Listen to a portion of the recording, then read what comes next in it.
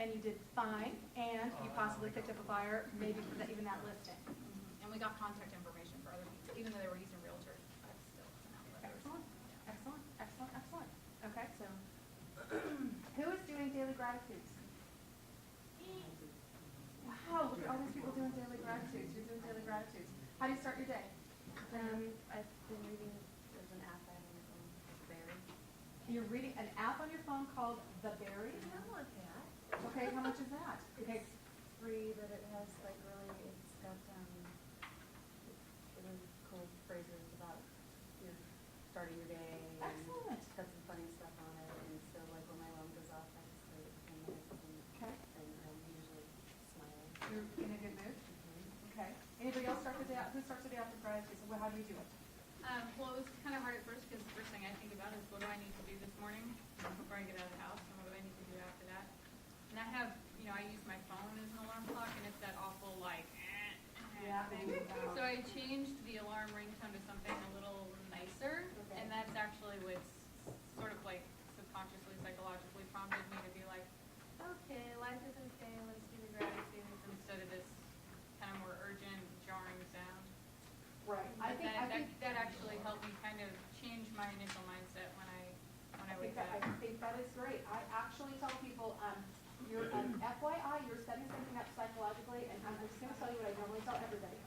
If you use your phone to wake up to, that is kind of you are programming your mind. I want you to know that. And for some people, if you can't get your phone to silent and it dings and pings and makes noise all night long, you're actually getting no sleep. Did you know that?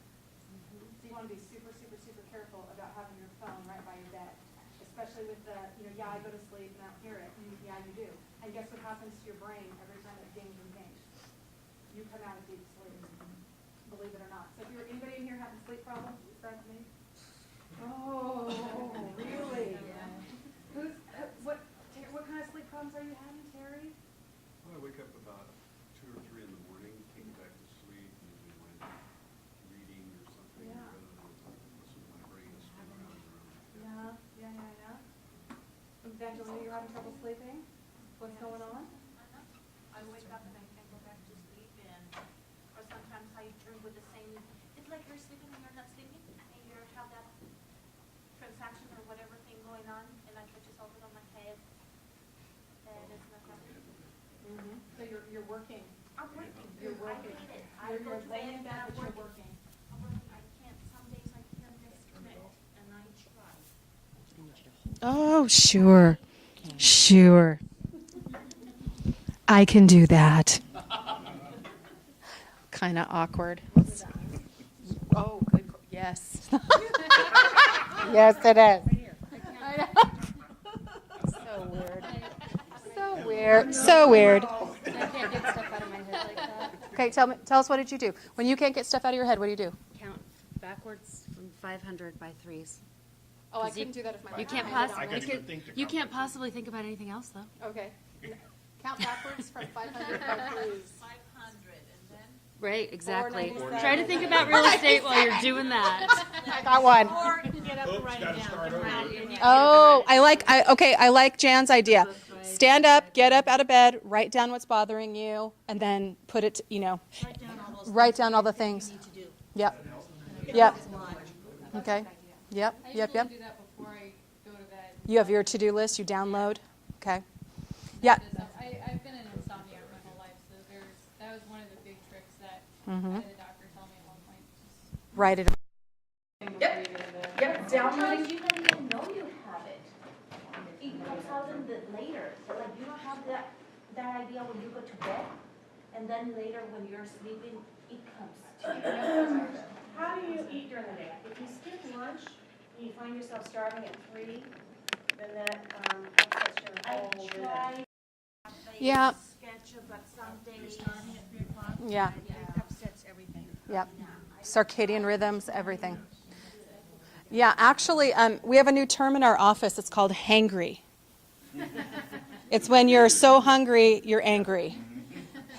Anybody else have the hangries every once in a while? Yeah. Try not to have hangries, because guess what happens when you get hangry? Hi, Taco Bell. Hi, can I have one of everything? Thank you very much. Let's go. Yes, sir. If I stick to a regular exercise schedule, it helps a lot. Good. It takes away a lot of that Okay. Yes. stress. Stress, take away stress when you stick to an exercise program. Anybody in here on a regular exercise program? Who wants to be on a regular exercise program? Who needs to immediately, yesterday, needs to be on an emergency exercise program, please? Okay. So, you guys remember, last week I was telling you, this was actually the book, I was talking to you about Oprah Winfrey for a little bit, how she changed her entire trajectory of her career. Anybody remember the story? What's the story, Jen? I think that was like the first book in her. Yes. In her Oprah book club, Yep. and it changed, it's a good, really good book, and it's changed this one, who made this one a millionaire. Yes, Sandra Van Breathenauer. What's the name of the book? It's called Simple Abundance. Simple Abundance. Simple Abundance. Yep. And literally, you guys, so I guess we could do it for today, right? Today is February 19th? February 19th. It says, rendezvous with the authentic archaeologist. Wow, that sounds deep. We cannot kindle when we will. The fire that is in our heart resides. The spirit bloweth and is still. In our mystery our soul abides. Like the inner explorer who seeks adventure and the unknown, the authentic archaeologist knows how to unearth remnants of memory buried deeply in the fertile soul of the subconscious mind. Ooh, we've been talking about the subconscious mind, haven't we? The reason we want to awaken the authentic archaeologist is to excavate the real you. How we remember and what we remember, and why we remember from the most personal map of our individuality. Writer Christina Baldwin reminds us today, become willing to remember. Prepare yourself for a gentle but authentic dig that will help you discover the mystery in which your soul abides. Whether you realize it or not, you have lived many lives, and each one has left an indelible mark on your soul. I'm not referring to reincarnation. I'm referring to the episodic way in which our lives evolve. Childhood, thank you. You want to say that one more time? Adolescence. College years or early career, marriages, motherhood, perhaps life as a single mother, widowhood, and onward. At each stage in our life, we have both laughter and tears, but more important for our interests, we develop personal preferences. Each life experience leaves a layer of memory like a deposit of sediment, things we've loved, and moments of contentment we've cherished when recalled. Reveals glimmers of our true self. Some women are hesitant to recall, I think this might be a women's book, boys, are hesitant to recall their past because they're afraid they'll dredge up painful memories. But just as each illness brings a gift for us if we'll look at it, so for each painful memory comes bearing a peace offering. There is nothing to fear. The past only asks to be remembered. What do you think? Anybody? Deep Thoughts by Jack Handy. Okay. No, I have to say, I'm in psychological therapy right now. Okay. And they come from a lot of extreme trauma that came to me as a child. And, it's funny that, 60 years later, it seems to be my undoing. But I'm looking at it and trying to recognize it's in the past, but what lessons can I learn from it, and how is it going to help me? Because I'm spiritual, and I ask, Lord, why do I have these? Why was not just me, but my whole family, my brothers and sisters, and so it's like that thing was like hit me right because that's what I'm doing is unearthing buried memories, because I have no memories until I'm 5 years old. Oh, interesting. Yeah. I probably don't have very many memories until I'm 5 either. Well, my children Just remember when they were 1 and 2 years old. Yeah, I think they're BSing me, but that's okay. But I'm just saying, anybody here remember I you know, were but one? psychologists know that the trauma is deep. Two doses. Yeah, and then the memories I do have are because of the trauma, the extreme trauma. Well, and I do think things that you don't I absolutely believe this, Viv, things that you don't deal with in your life keep coming up to bite you in the butt until you deal with them. I absolutely believe that. I think our subconscious mind is that powerful, It is. that That is true, but also we're taught life lessons all the time. Yeah. If you don't learn it the first time, oh, you will be presented with that challenge until you do. you will have a new opportunity to get right, all right? Okay. Exactly. So how we set our minds, one of the things I gotta tell you that made my day last Wednesday and Thursday, I got really, really excited to know that I have control over my mind. Because I don't know about you, I sometimes think, I got nothing for this. You know, I have no way to combat some of the things that I personally struggle with.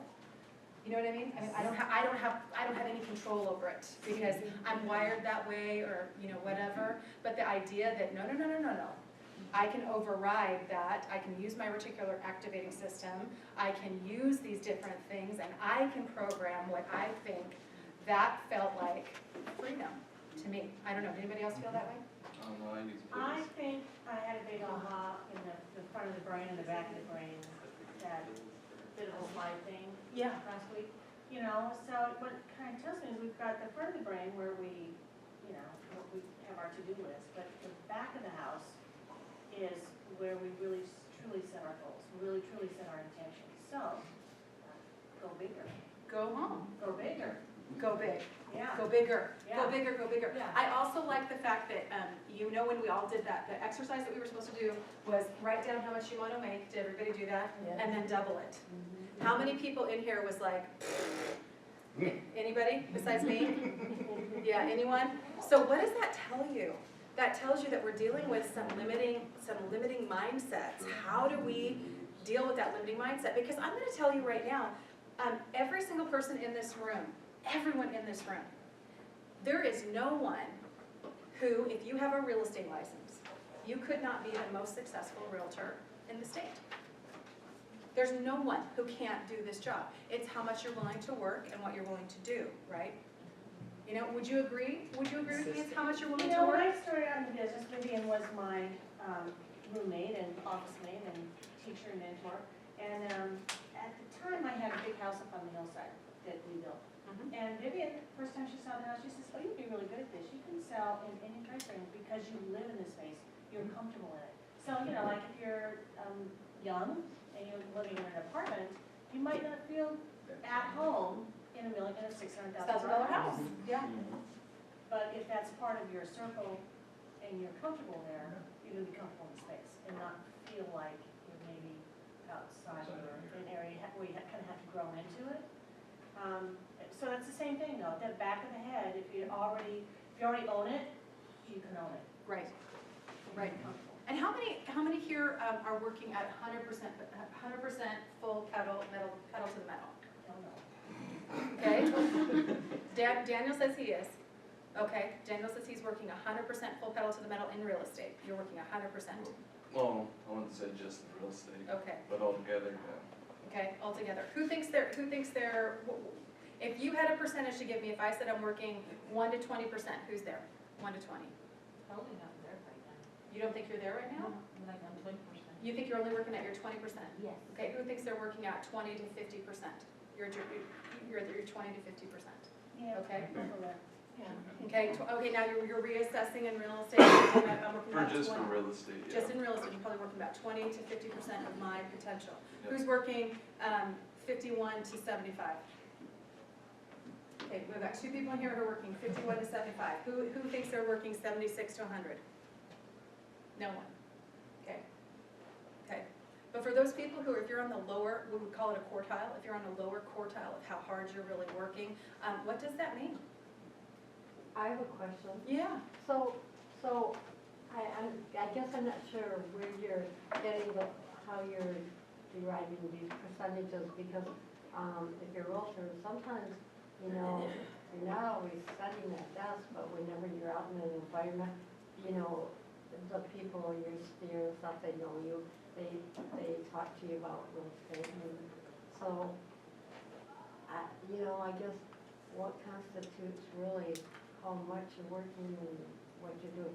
Is it because I missed that thank you note, or because I took someone out to dinner? Right. Or Or is it the combination of all the things that I do, right? Right, I know, I totally get you. And it is hard sometimes to think organically, how hard am I working? You know what I'm saying? How hard am I working? But, you know, and I can tell you, yesterday, I got up at 6 o'clock, I was on the road by 7:30, I arrived in Wasilla at 8:30, started presenting at 9. We took 10-minute breaks every hour. That's it. We didn't take a break for dinner because folks out there have kids they have to go pick up at school. So I'm done by 4, but it is 7 full hours. And when I came home, guess what I did? Sleep. Crawled in bed. Yeah. crawled in bed and put the blankie over my head. Okay? Okay? That's what I did. I mean, because I felt like I like really, really put in a full day. And I can tell you, I probably don't do that very often. I do that when I do pre-licensing, you know what I mean? But I don't do that often. So how many hours, I mean, we've talked about this before, I think. How many hours do you really work? How many hours do you actually work at your business? How many hours are you chitty-chatting with other people, talking on Facebook, you know, doing other things? How much time are you really working? One of the study that I had talked about was, anybody know who Jack Welch is? Anybody know who Jack Welch is? Who's Jack Welch? CEO of GE. CEO of GE, okay? So he, actually he came up in our 80-20 principle, right? So Jack Welch, when he took over GE, guess what he did, guys? He saw that 30 businesses out of their line of like 100 were making 100% of their profits. So guess what he did? He cannibalized and sold off all those other businesses, and he put his 100% focus on the businesses that were making him money, okay? He also, interestingly enough, had a,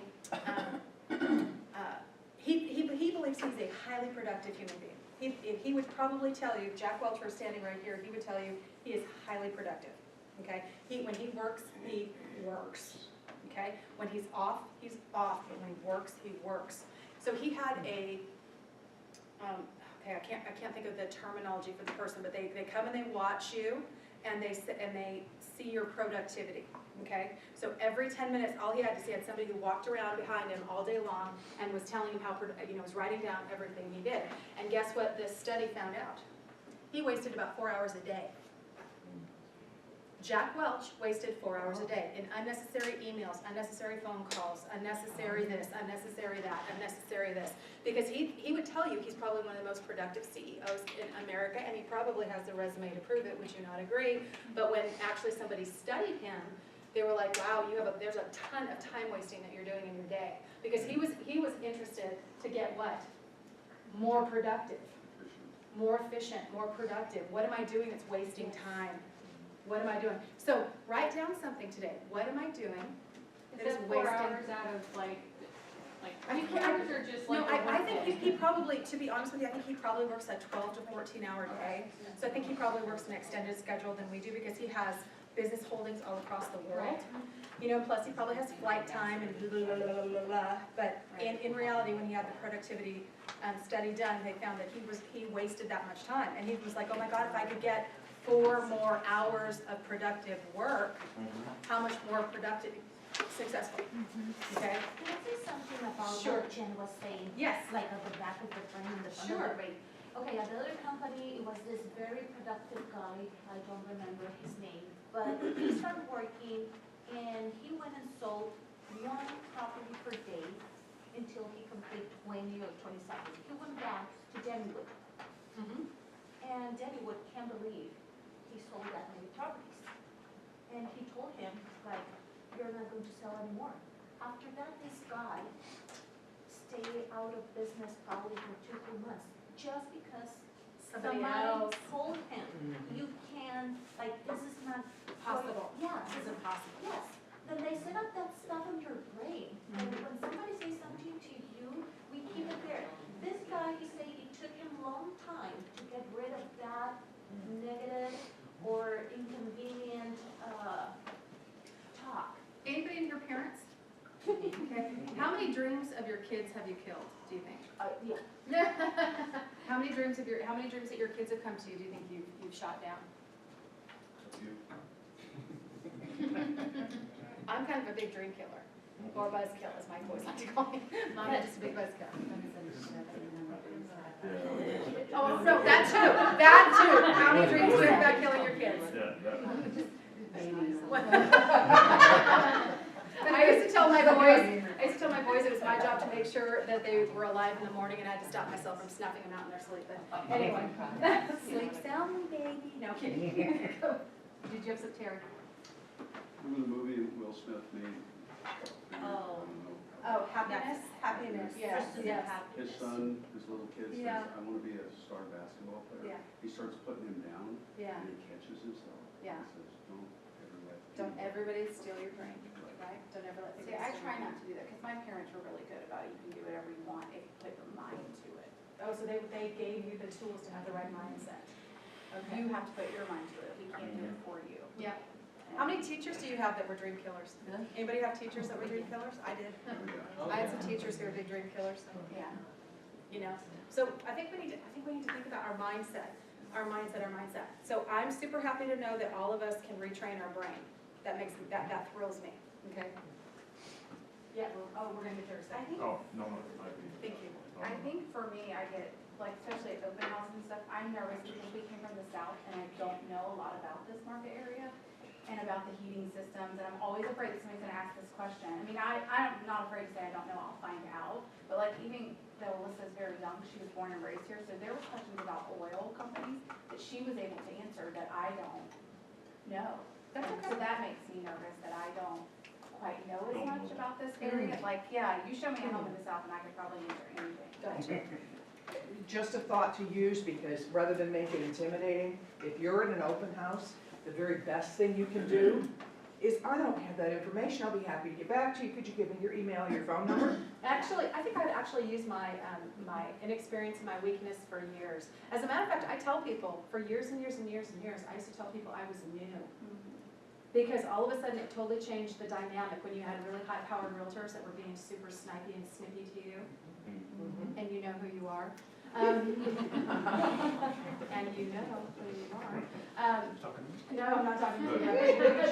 But I would just tell people, because the conversation changed completely and people became very soft and helpful, instead of being so hard-charging and mean and, you know, have to win at all costs and that kind of thing. So I used the fact that I was new for about 5 years until people started looking at my license number, and oh, by the way, they wouldn't buy it anymore, okay? But I think I use that as a tool, actually, for me, because I found when I said, oh gosh, I don't know that much about new construction, I'm kind of new, can you help me out? All of a sudden, I kind of went up under their wing and they became my mentor, instead of us being adversaries, or instead of them finding every way possible to make me feel like a fool because I didn't know what like notice to proceed money was, or I didn't understand, you know, how to calculate upgrades and that type of thing. Yeah, because when I start talking, there's no fool. I mean, you can totally tell I didn't come from here. Yeah. You know, that's really caught me out very often.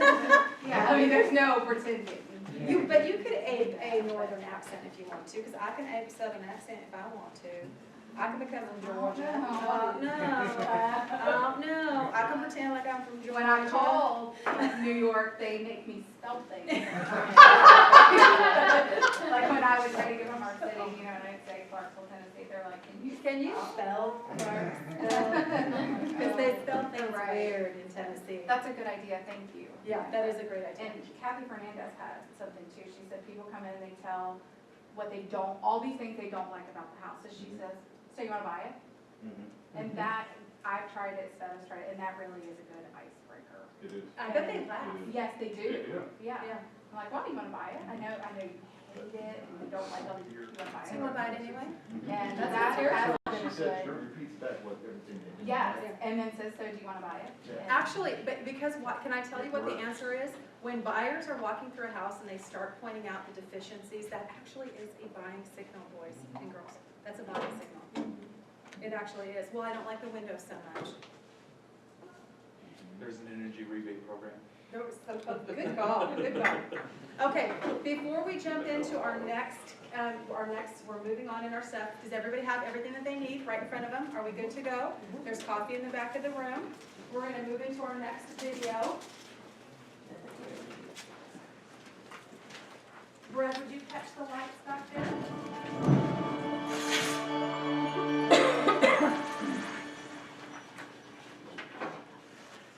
Hello and welcome to Ninja Selling. Thank you for joining us. This is Larry Kendall again, and today we're going to cover the second of the 3 keys to your success on the Ninja path, and that's your skill set. As we mentioned earlier, the goal of Ninja Selling is to help you increase your income per hour so that you can have a life. And what we found is there's 3 success keys. Last time we covered your mindset. Today we're going to cover your skill set, and next time we'll cover the actions that you need to take on a daily basis. So let's jump into skill set. You know, let me ask you this. What if all of your listings sold? you were able to maintain a large listing inventory and all of those listings sold, would that increase your income per hour? Secondly, what would happen if 80% of your buyers buy on either their first or second time out? And we've been documenting our 10-step buyer process with ninjas throughout the United States and Canada. And what we have found is if you will follow the 10-step process, 80% of the time your buyers will buy on the first or the second time out. And so let me ask you this, if all of your listings sold and if 80% of your buyers buy on the first or second time out, would that increase your income per hour? I believe that it would. We're going to show you how to do that, and we've included in your materials both the 16-step listing process and the 10-step buyer process. What we're going to focus on today is give you an example of how this works as the 10-step buyer process. Both processes are built around the idea of how people make decisions. One of the books that we've used to develop our system is this book called How We Decide by Jonah Lear. It's basically on how the brain works and how people make decisions. What we want to do with our customers is help them make good decisions. And the definition, according to Jonah Lear, of a good decision is 30 days later, would they make that same decision again? And are they happy with the decision? If we build a relationship with our customers where we're helping them make good decisions, they're going to feel good about us. And they're going to want to do business with us again. They're going to want to refer business to us. So our buyer and seller processes are built around the idea of how do we help people make good decisions? Well, when you look at how the brain works and the research of Jonah Lear and other brain scientists, what we find is the brain basically has two parts, the emotional side of the brain and the rational side of the brain. What we focus on is how do we help people make a balanced brain decision? What Jonah Lear found was that the best decisions, the decisions people were happiest with, occurred when on the rational side, they had a set of rules or set of criteria or set of guidelines that were usually 3 to 5 max.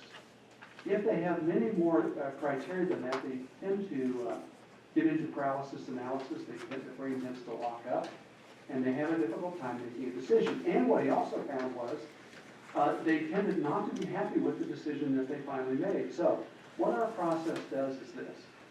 It helps people focus down on the 3 to 5 most important things to them. Then when a buyer goes out and looks at a house, now that house fits that 3 to 5 criteria.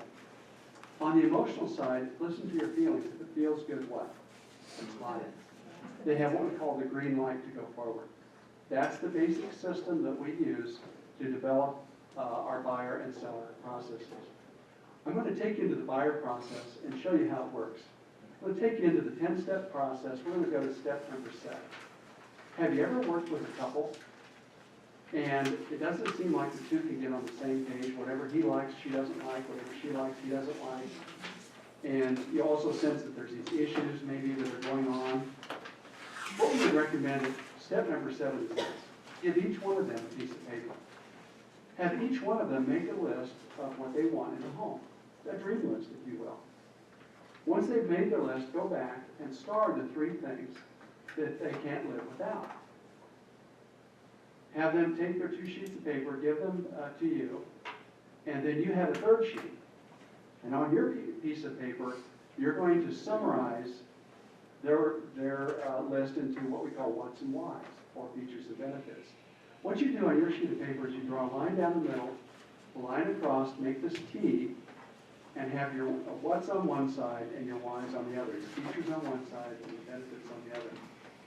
And then you would say to, let's say we're going to start with John, because you sense that John is the power person. You say, John, what do you have on your list? He says, Larry, I want to live on a golf course. Great. Mary, what do you have on your list? She says, we need 4 bedrooms. John, back to you. He says, I want a 3-car garage.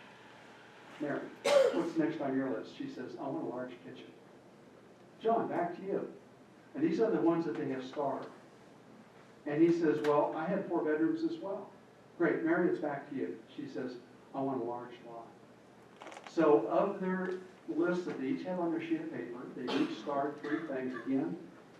We're helping them make a balanced brain decision by focusing on the 3 most critical areas. And they have an overlap on the 4 bedrooms. So they have 5 criteria. And the golf course, the 4 bedrooms, the 3-car garage, the large kitchen, and the large lot. Now here's a trap that many realtors step in. They will now go to their MLS and they will load this criteria.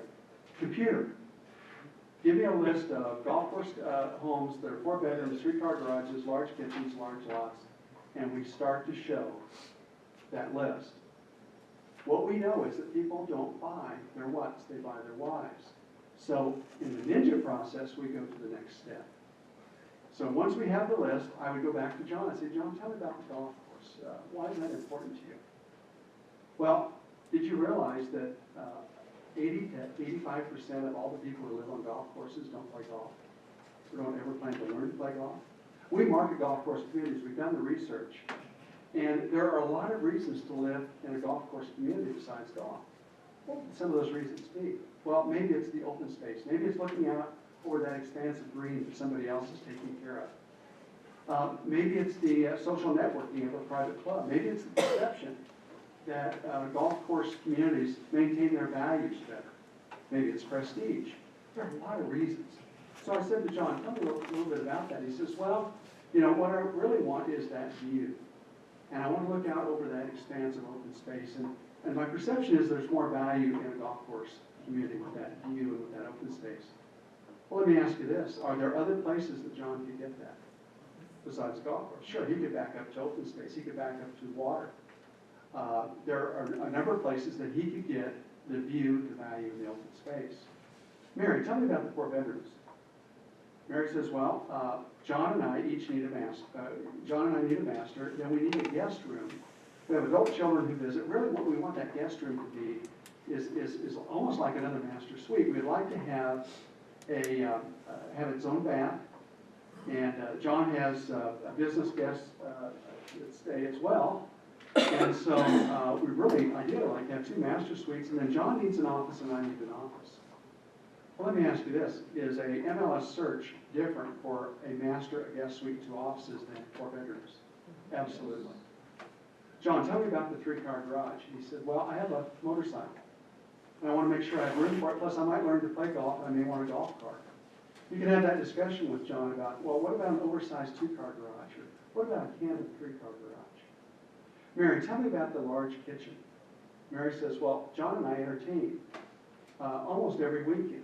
Oh, so it's not about the cooking, it's about the entertaining. Well, that changes then the whole floor plan of how that kitchen interacts with the rest of the house. Is it formal entertaining, informal entertaining? About how many people do you entertain? Will that drive the floor plan? Absolutely. And Mary, you mentioned the large lot. And she says, yes, the house that we used to live in, when I would look out my window of my kitchen, I saw the woman next door looking out the window of her kitchen. And I just want an area where I have more privacy. Well, let me ask you this. Can Mary find her privacy on a smaller lot if the house is properly designed? Absolutely. But as I mentioned, one of the traps that we slip into is we will tend to do an MLS search based upon their whats. We'll come up with the homes, we start showing the homes, nothing seems to fit. We say, well, that's okay, John and Mary, we'll keep looking, we'll find it. One day I called John, I said, John, I think we found it. I just hit the market, and he says, Larry, I don't know how to tell you this, I was just going to call you.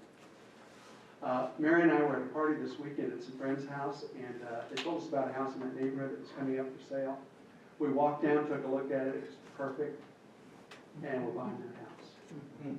And I said, well, John, I'm really happy for you. And that's what I say to John, but down deep inside, how am I feeling? I'm feeling sick. So, well, John, tell me a little bit about what golf course community are you in? He says, well, we're not on a golf course. He said, Larry, we're on a lake. Oh, great. And is it 4 bedrooms? Well, no, it's really, frankly, it's a 2-bedroom house, but it's like 2 master suites. And then there's this big room up above that looks out over the lake, and we're going to make that into offices for Mary and I. Oh, great. And is it a 3-car garage? No, it's just a 2-car, but it's oversized, and there's room we could add a 3rd car if we needed to.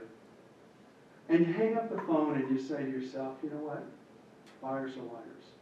You know, buyers are not liars. It's just that they don't buy their whats, they buy their whys. People buy their whys, not their whats. And the ninja understands that. I have so many emails, I have so many letters from ninjas who said this one thing in their skill set helped them the most. They now load into their MLS search the whys, not the whats. And now they're showing fewer properties, they're selling more properties, and they're having higher income per hour. The last thing that I'd like to suggest is something called suggestology. There was a professor once by the name of Lazanov, and he wrote a book called Suggestology. And people are very suggestible. And one of the things I like to suggest at this point in the buyer interview is the concept of the 85% perfect home. You know, John and Mary, we'll do the very best we can to find the home that you've described. But let me just say this. I have worked with a lot of buyers over the years, and I've never found a buyer who found the perfect home.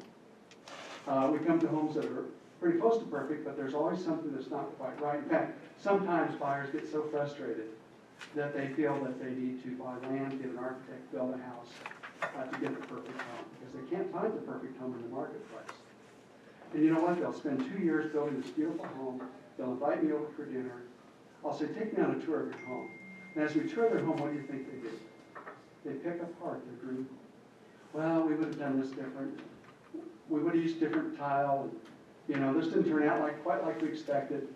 And what it boils down to is I've never found somebody who had the perfect home. So here's my advice. If you find a home that you could see yourself living in, being happy, and it's not perfect, but it's 85%, 90%, 95% perfect, I think that's a home you should consider.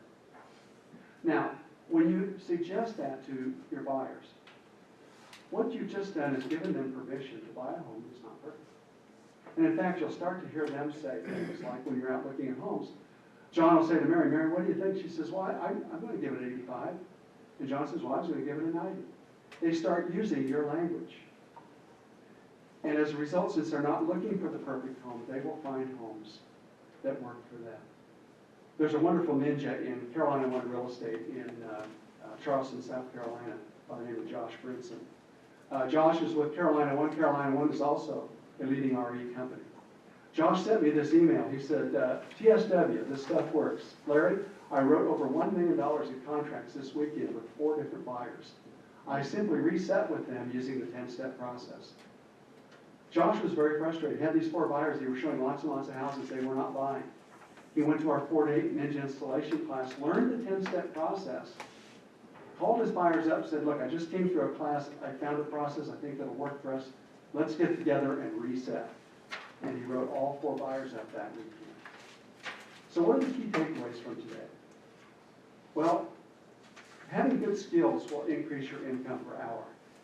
To have the good skills you need a process. And your process needs to help your buyers and your sellers focus on the 3 to 5 criteria that's most important to them. Remember, people buy their whys, not their whats. So when you load your MLS search, load their whys, not their whats. And finally, people are very suggestible. I would suggest to them that it's okay to buy a home that's not absolutely perfect. It's okay to buy the 85% perfect home. I hope that this helped you with your skills. And in this section, next time, we'll talk about actions. If you have any questions about ninja selling, you can go to our website, ninjaselling.com. Thank you, and I'll see you next time.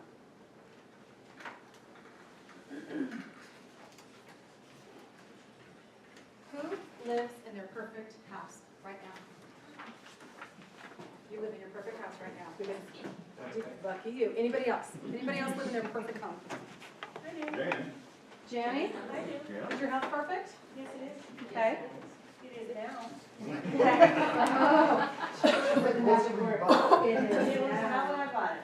What's that? It was not when I bought it. Not when you bought it, but you had vision. Vision. It had red bones. Okay. Okay, was the house that you went from perfect? The one that you built, when you built your home, was it perfect? Pretty close. But I designed that from the ground up. Okay. This one is better. This one is better than the one that you designed yourself. Why is that? I'm not sure. It's just better. Better. More comfortable. Is it more fangy, more suede? More finished. More feng shui than the house that you built? It's pretty hard to imagine that a feng shui master would build a property and then go buy one that has more feng shui than the one that they built. It's so we'll, Well, this morning is way better. okay. High five, baby. How many of us do you think are absolutely trapped in the features, the what? How many of us are getting a list of crap that, stuff that our buyers want, and are we running to the MLS and we're loading in that search and we cannot figure out why these jerks won't buy? We keep showing them exactly what they say that they want to see, and it's never the right thing.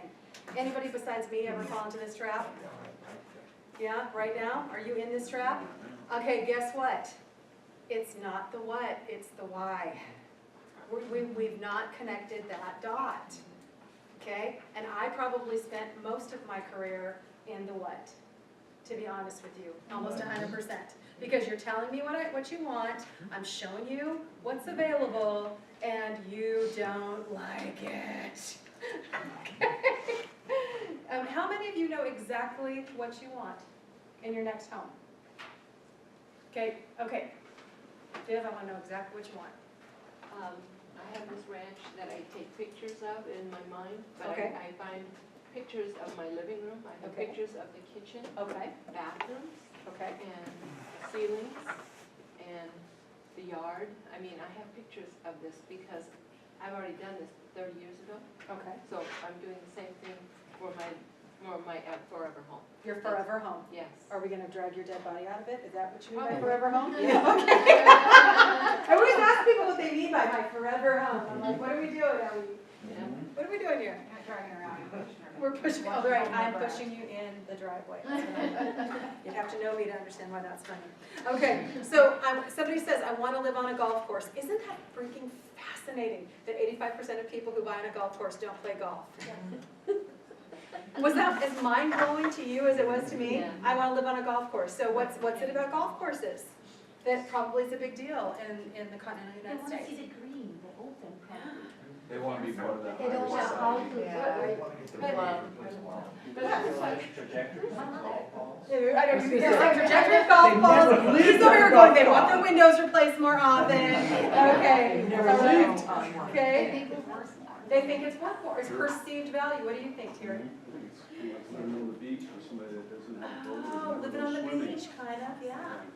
But it's also, Yeah, what do you think, Viv? because if you're a people watcher, because I owned a condominium in Hawaii, that was on the 14th golf course, and before we bought it, we lived way down at Orville Proctor's, we Yeah. rented his, and the golf balls would come zoom, zoom, zoom. So when we bought, we made sure we were at the hole, Okay. the 14th hole, so we didn't have to Smarter worry to be about at it. the hole than Because on the then you can- fairway. Yes.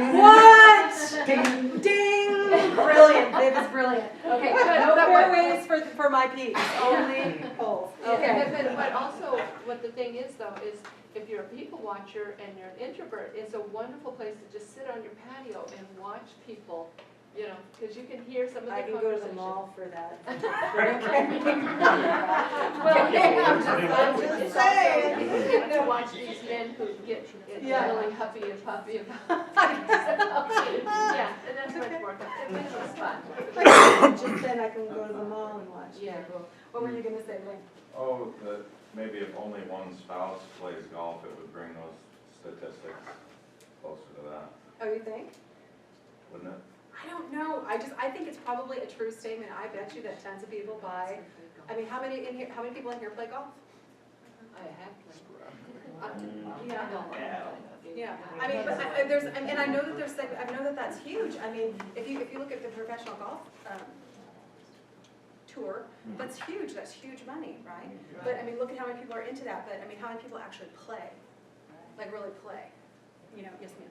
My best friend growing up, her dad is the accountant, CEO, and he wanted to live on a golf course, so they found their perfect home on a golf course, and a lot of broken windows. There were coyotes at night that ate 3 of their cats, and he was so busy working to pay for the house, he never played golf.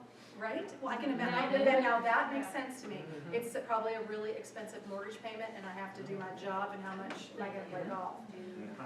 Maybe for entertaining, maybe if that's part of your social set, you entertain and whatnot. How many people can live with their airplane? And let's relate it to something that actually makes more sense to me. A lot of people live with airplanes. Yeah, a lot of people live with their airplane, but I mean, are able to fly it outside their home. Big league. Big Lake, maybe. Places in town. Sure, sure, but what's your mortage? Where's my point? Where's my point? Where's my point? Mortgage goes, yeah. What's that? Yes. If you can afford that, you're right, if you can afford the airplane, you can afford the mortgage. How about Campbell Lake, Sand Lake, there's some airplanes. What's that? By O'Malley, what is that? O'Malley Golf Course, O'Malley. Canes. Yeah, O'Malley Airstrip, okay? But how many people can really afford that? One, two, Yeah.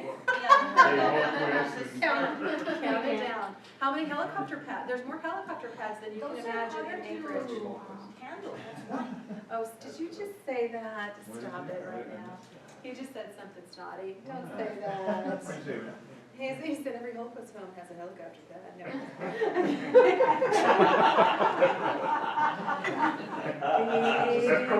Big. Oh, his personal. And the aircraft in here. There are actually more helicopter pads than you can imagine. Oh, yeah, Okay? I've seen Yeah, it. yeah. So who is asking people about their why? Why you want that? Why do Yes. you want that? Who's asking, why do you want that? I got it with my buyers, because they were single, they were just them, they had no kids, they just had a dog, Right. they wanted 4 bedrooms, this huge yard. And you kept saying, what Why? do you Yeah. want this for? And you live into Anchorage, Alaska. Right. And you were coming from, and you're in the military, no kids. And she doesn't work, so she doesn't So need an of office. course you need a $400,000, $500,000 home 4 bedrooms. in Eagle River. Absolutely. Right. I mean, A 3-car garage.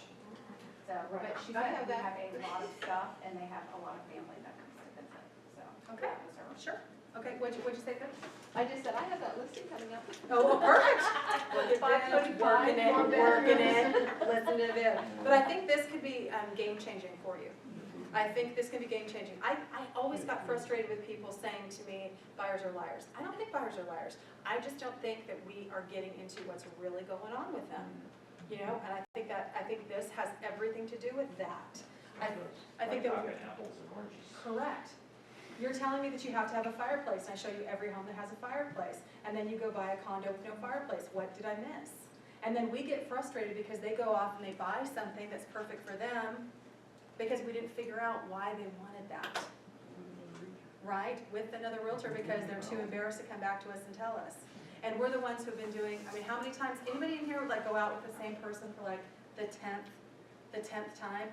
I mean, I'm sick of them by then, right? I'm sick of them. I mean, you know, the 20th time? Oh my gosh, you poor man. I'm just like, really? Really? But this is where people get frustrated, right? We're frustrated. But what would happen if we could start figuring out the whys, and all of a sudden we're only taking them out 1 or 2 times, and they're in contract? Now that's exciting to me. I don't know about you. It will be Bill, nice, one I'm of- sorry. One of Bill's buyers that, since he was gone for about a month, I ended up primarily working with, and they kept saying, we want a more modern home, something built after 2000, and 4 bedrooms. They got 1 kid, went on the way, and they had all this list of stuff that they needed. But every time I would take them to look at a house that was 2000 or newer, the biggest problem was that they wanted basically 2 family rooms. One where you could enter and have like a nice area to entertain, and then one that was attached to the kitchen where they could watch the kids while they were in the kitchen because they would lump it up. So a lot of these newer homes didn't have that kind of floor plan. Like they may have had. You might have to go to open almost a kitchen. 70s Rambler to get that. They, You know what I'm saying? they An put updated in- 70s Rambler. they You know what put I'm in saying? an Folks who've offer. been in 70s Ramblers know what I'm talking They about. put in an offer on an 84. Yeah. Got outbid, and then we found another one that was an 84, and now they're in contract. But it was one of those things where you walk in, you've got the main entertaining kind of nice area, the kitchen, the family room that's attached to it, and then all the bedrooms are upstairs. And Yeah. that was really the So- floor plan that they. So sometimes we have to talk them out of, like, they're stuck on an idea that I want a house that's built, they get a year in their mind. Right. When if the home has been updated, what does it matter? Okay. That is my question. I have the vision when I get into a house, I say, oh, I can fix it, I can destroy stuff, and it's like, there's your house. How we give this vision to that people? You can't unless they have it, I'm sorry. Here's the real deal. You can suggest things, you can, but you need to recognize what folks are dealing with. Folks are dealing with HGTV. Folks are dealing with the fact that they're walking into these homes that are gorgeous and beautiful, the people, that the sellers have already done the hard labor and upgraded them. And they're getting to pick between beautiful home after beautiful home after beautiful home after beautiful home. Or you have to be property burners to show it. Right, or, or you have to actually go in and do the work for them to get the gig. So, like, I love to show houses that are a mess. Yeah. And I can see a picture, like those brothers, whatever. Yeah. But the people don't see it. They can't. I mean, there are people, there literally are buyers, you guys, I hate to tell you this, that they would walk in this room, well, I can't be here, it has yellow walls on it. Yes. And they're like, okay, how much is paint? $25, we have new colored walls. But they're like, no, you don't understand, the walls are yellow, I can't do it. So I don't know how you ape that vision. I really don't. I mean, I Is there a can't. class that we can take for that? So what, There's a therapist you can send them to, but no. Okay, so everybody, no, you really need to understand that there are some people who can't see what you see. Similarly situated, you guys, when you are selling new construction and you have people who are looking at a floor plan, they cannot see it in their mind built 3D. Okay? They can't do it. Who in here can see a floor plan and see it in 3D? I can do that. And we've got some people who can do that. How many people cannot see a floor plan in 3D? Yeah, and it's okay. But that's the disconnect that you have, Evangelina, that people cannot see something flat. Maybe because I worked on that before, Maybe, I was in yeah. construction, then it's like, oh, okay, cute. Yes. Well, and you also have to recognize that you may have the skill sets to do that, but they may not. They may not. Or they may not want to. Like, a lot of people don't Like they don't want to. That's how I feel when I'm showing We've also had these other buyers who are kind of the opposite of that. They've been checking out these homes from 50s to 70s, and that some of them just need tons of work and are just a mess. And they go in there and they're like, well, we'll tear down that wall and we'll do this and that. And I'm like, that's great, and I'm there with you because I like doing that too. But let's ask how old the roof is. Let's ask how old the heating Good. system is. Let's check out the because- bones. Yeah. We call that checking out the bones. Yeah, for that sure. seems important. John, did you have something? There just seems to be a sense that you develop about your client when they're ready. You think? So, well, the last 3 contracts I've written, it's been that they haven't chosen what I thought they would have, but I could tell they were serious and ready. How so? What were the signals they were sending? We could live here. Big one. Winner, chicken dinner every time.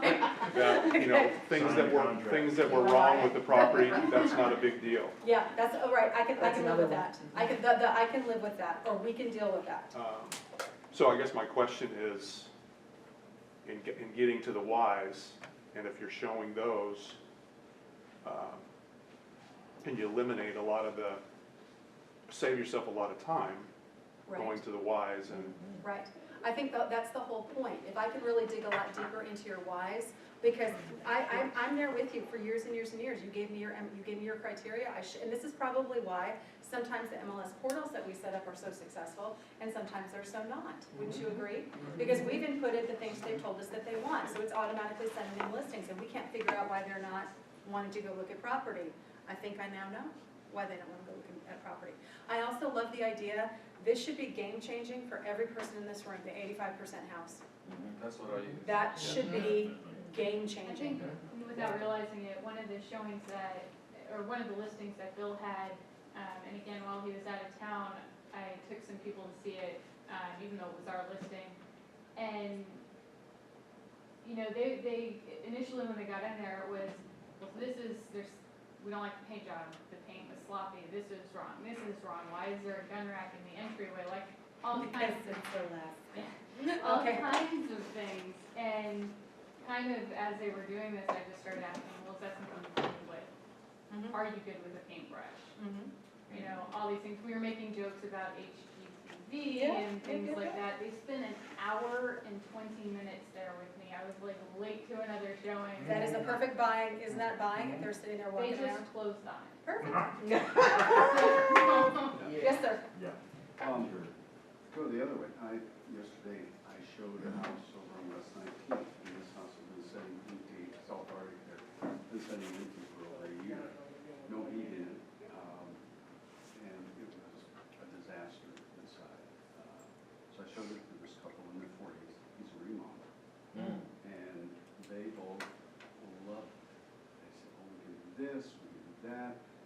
garage door was like, oh, crooked, and he says, oh, I can fix that. You know, and it's just like, I'm like, wow, because when we first walked in, I go, boy, this place, I mean, you could not, a dog could live in this place. But they looked at it from those eyes of, what can I do with this vehicle? And isn't that lovely? And that's a rare buyer who is marrying financial capability, skill set, and money. Because you have to have all three things to make those things work. Isn't that true? You have to have financial capability, you have to have the skills, and then you have to have the money. Okay, we're gonna take a 10-minute break. I'm buying everyone a cup of coffee or your favorite beverage at the barista. Please go help yourselves. And if you really want to make it fun, we should sing. Okay. Everybody moves. Kung Fu Okay, that was an awesome airplane. Are you on to what's the other end that has balloons? Yeah.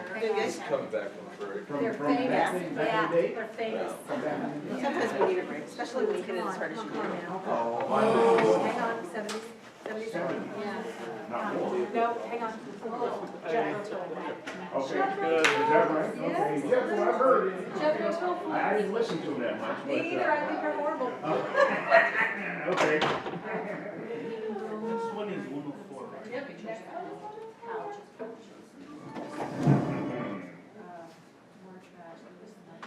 That is so, you know, that the 85%, I'm using that, but the deal is the what's and whys. I today opened my eyes to what's and whys. Isn't that huge? Yeah. Why have I been? It opens my eyes. Yes. But, I mean, I've been kind of going that way, but now I won't go that way. Yeah, right, even more, Yeah, even because more. my first was a friend of mine that I took out for like 20 times. I could never, you know, stuff when I had one and should have made it, listen to other people and told her, you should be able to get this for less. Beautiful place, she missed it, and so, you know, so I got frustrated. How do you talk to Gabe? You might have to fire her. Yes, I mean, yeah, because I mean, I'm sure 20 something. But however, if this process, if I would have been going through this, then we could have, maybe she didn't buy it, but I wouldn't have had to take her 20, 25 times. Right. To see that she wasn't. Yes.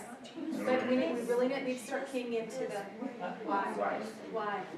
You want to live on, now, and isn't that, and what, that totally makes sense to get the people who, I want to live on a golf course. I don't like golf. Yeah, that same friend, her parents live in Denver now, and they live, out in Littleton, right outside of I know Denver. exactly where But Littleton is, it's, you know, very kind of expansive, you can see suburbs that are kind of, you know, and so they're right kind of on this like gorge, and no coyote problems. Oh my gosh, I would never even think about that. My son was telling me, and he was in basic training in Georgia, and he was telling me about, they, like, all of a sudden these little, like, They seem to be like a deal. Not close to a computer to get it. They're usually afraid people, they're not afraid of cats. No, I'm sure they're, Silly. I'm sure they're not. Pistachio is my favorite. Took off the insulation. So when? Oh, another day. All right. Another day, another dollar. Yep. Another day,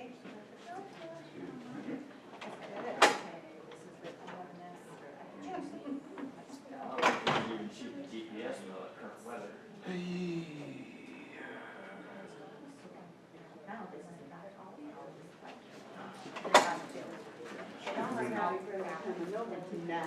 Is that right? You ready for some football? No, it looks nice, but I don't want to. Just now getting to where I can come over. I'm so glad you're here. These people. Hello. I'm getting ready for the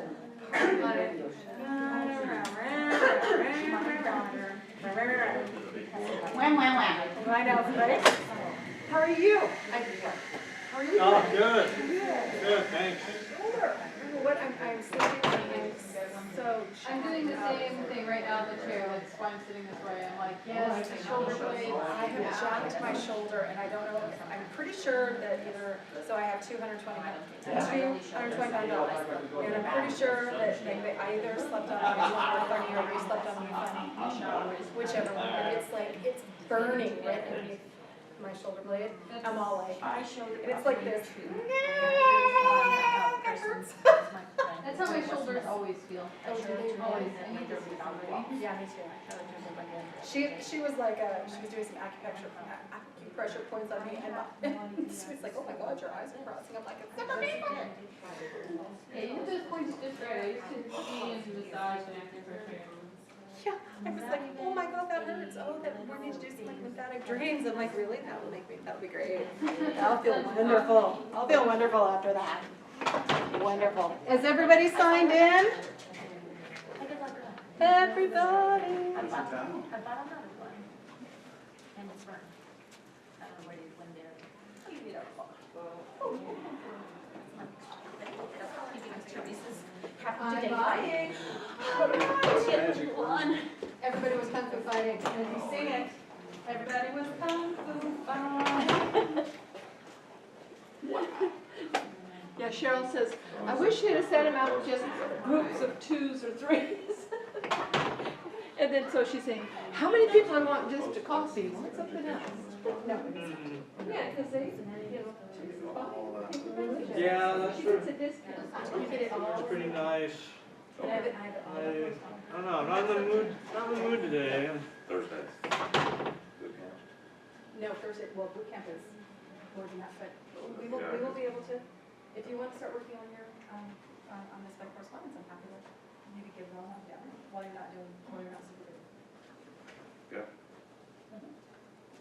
so we don't have to do the post licensing before we do Justin, this can. required. Monica That Brothers depends is. on when you were licensed.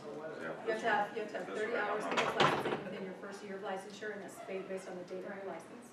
Right, but I mean the other continued education. Continuing education, you have to have 12 hours of elective and 8 hours of designated by January Right, but 31st, do 2016. we have to finish the post licensing before we can do that? Okay, It's like just hear what I just said. But it's. Post licensing is within the first year of your licensure, and your continuing education, you have to have it all complete by January 31st, 2016, so it depends on the date of your license. And it doesn't matter. Hello, I said the one Because I Because have to you're do all of going it to this do year. 50 hours. Right, but I was, You're gonna get it from everywhere. There's gonna be, you guys, once it gets closer to renewal time, there's gonna be classes everywhere. We're gonna invite other people to come in and do classes. Those are free. And there's lots of free opportunities. If you go to, for example, Alaska Housing, and you do that class, you get 8 hours, I think, of CE, elective credit. And then the home builders, you can go and take their energy efficient upgrade classes. Those are typically free. So they're elective credit. Okay. And I did 4 hours. Are they specific, like, Elective is elective. Okay. Take whatever you want as long as it's certified as elective. Designated, there are 4 different subjects you have to take those. Okay, period. And they'll say GCE. So the correspondence, I just emailed you. Hang on one second. What's that? First time home buyers class. Oh, I need to give you those. email you? What's that, Sarah? Say again? I couldn't hear what you said about the Alaska housing. Oh, yeah, if you go to Alaska Housing, you can get 8 hours of elective credit. You could do that either on, isn't it Wednesday evenings or a Saturday? I think it's on, You can call it's me. on the Saturday, a the week. Saturdays and Sundays are usually the open ones and they split them up into 4 hours. Oh, I went during the week. It's 2 4-hour classes during the week or an 8-hour class And on there's Saturday. clients, potential clients. 338-6100. Oh, how do you like that apples? They also do the energy I did the first class time there buyer. too. Yeah. The energy classes I went to were done by home builders, and they were over off of 36th and Spenard. 36th and Spenard in the Where we home sat there and crafters. did that zoning class. It was, no, no, these are over by Taproot on Spenard. There's a little funky building there that Alaska Home Crafters has they put on for any of the public who's interested in doing energy efficient upgrades. They do classes there. And they're fascinating to go to those classes. They're good. Yeah, hopefully that program doesn't get wiped out. That's been, well, I would never say never, but they already set aside like cajillions of dollars for it that haven't been tapped yet. I've been sitting there telling people that come to open houses, to hurry up and, if you are interested in the energy rebate program, sit there and hurry up and take part of it before. Yeah, I gotta start using that, it's good material there. Oh, I know a bunch of programs. Nice. I'm coming for Ninja. Oh. Up to $10,000 rebate. That covers it. I know, there's this thing called, gotta take these clients and get rid of yours.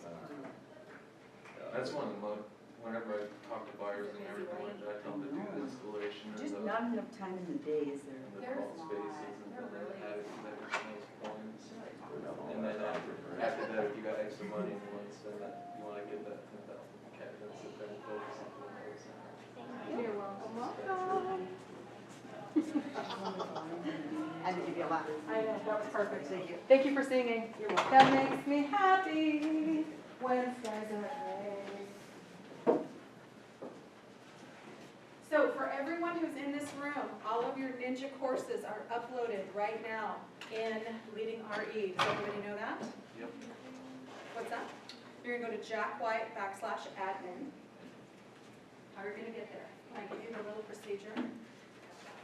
Well, that sounds people. Huh? That sounded bad. Oh, we did that? There's a little procedure right there. Anybody else need the procedure to log in? Yeah. Okay. And there's a whole bunch of nice little classes on there too. They're fabulous, so. Here's the procedure. Yes. Right here. Yeah, I don't notice that much difference. Okay. Okay. Does anybody else need the procedure to log in? Anybody else need When I the first started, it helped a lot. I did. I forgot. There's no crack in the hazel. There's no coffee in there? Is it just like milk? School mode, You should tell them. still Go get some. Full time, She's like, yeah, let's do dishes. I want to eat and that. doing for almost 2 years. A year, 4 or 5 months. No, it does. It really does. Okay, everybody. Up here. You've been doing a lot of internet classes. I go to 8. Did you sing? Luann, did you sing? No, you did. Did you sing? Okay. Yeah, we did when we first got there. We did. Did you? Did everybody do it? If he asked. Okay. There's my girl. I'm gonna have to sing if they want to drink. I think they're. Did you seriously? Oh my God, it's amazing. I But on love the it. days that I go to 2 days. Very cool. Less than a quarter. Okay. Are you burning up your GI Bill? What's going on? Since I'm the Features percentage, and I got benefits. approved through the VA vote. We are highly suggestive, so I suggest we sit down and get to Yeah, work. take advantage of it. Already free time. Anybody like that? I don't have it. Okay. I'm gonna repeat that to my husband I later. have cancer. Good luck with that. Just telling that we are highly suggestive. Or they would run one of He's a psychology major, so, or was until he went into law. So now That's that the needs to be. tattoo I've been wanting to see. Isn't that beautiful? That is way cool. How do you get that? Where do you have to So go? that's to get white that? ink, huh? I went to Coral at Rebirth. That's who did my For hair. most of it. That's who did my tattoo. Yeah. I didn't even know they could do white. Yeah.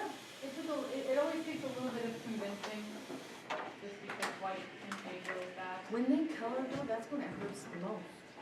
And this took forever. It got to a point where I was doing like 2-hour sittings like every couple of weeks. And at one point I was like, I don't finish it. Yeah, If it goes all when the way they down to my colored shoulder. in my tattoo, that's when it hurt the most. The outline did not. Right, the outline is fine. It's when the filling in Yes. hits the outline. Yeah. And what's worse is with the white, they go over it twice. And since I was trying to get it done right before my wedding, and I had to have this 2 weeks of healing time, I was like, just do it and get it over with. But it was like tattooing my brain my skin into that. Did you put So in your it's not work fun. cream? We can't get coffee. Excellent. Excellent. Excellent. Okay, I'm counting on you. So somebody here asked for a frappuccino and they got a bunch of frap and no chino. and then she's sitting there putting some protein powder in there and I'm like, It needs flavor. it needs some flavor. That's what she's trying to say. Okay, are everybody ready to move on? Let's do it.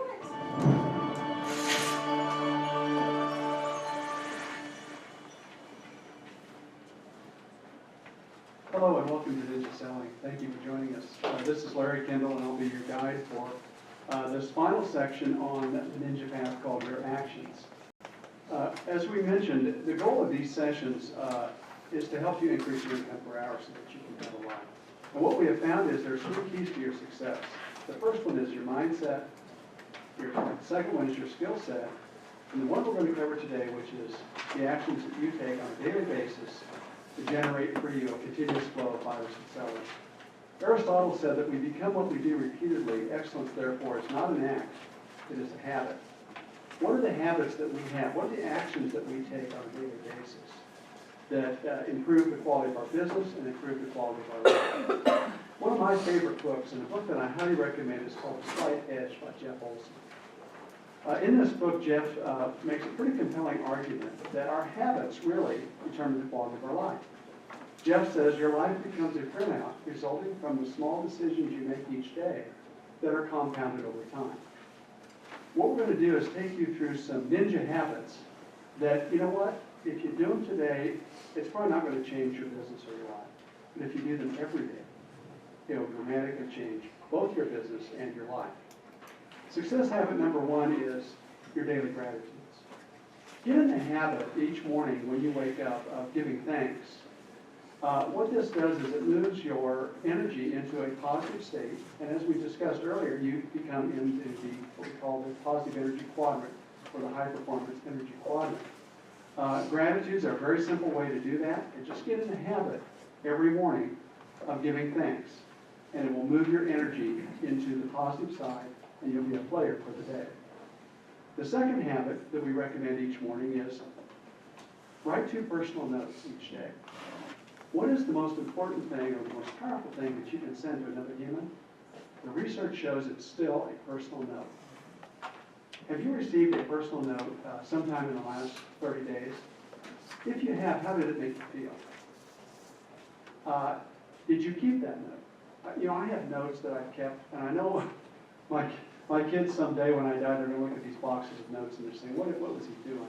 Do you know what those notes have energy? Those notes mean a lot to you. And the research shows that they mean a lot to the people that you send them to. So write 2 personal notes each day. The beauty of this is that there's a double benefit.